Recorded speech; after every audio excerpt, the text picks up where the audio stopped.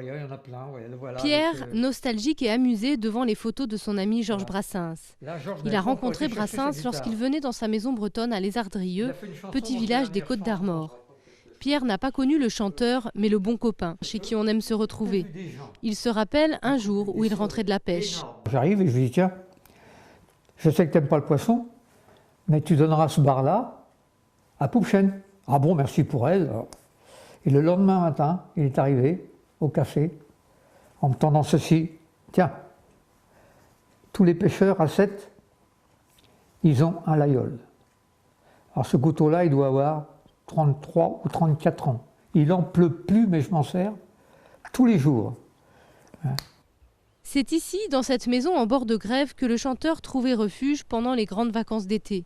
Au départ, il venait à Paimpol chez le neveu de son amie, amante et confidente, Jeanne, avant de s'installer à Lézardrieux en 71. Gérard, de la maison juste en face, regrette son ancien voisin, toujours prêt à rigoler. Parfois, il nous dit, vous jurez que vous ne m'entendez pas quand je chante.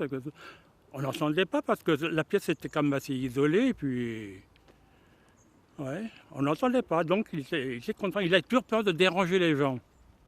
Une chose qu'il n'oubliait jamais, c'est d'acheter son saucisson à l'ail et ses saucisses, ses plats favoris selon son charcutier d'alors.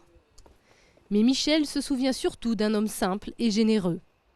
Quand il partait à la fin de l'été, il nous remettait un chèque, parce que c'était en ancien franc à l'époque, de 200 000 francs, qui était de 2 000 francs en francs, pour le club de foot, parce que c'était pour les jeunes, et il en faisait le même chèque de 200 000 également pour les anciens de la commune.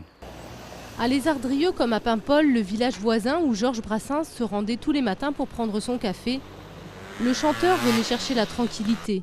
Ici, pas de vedette, d'autographe, ni de Monsieur Brassens.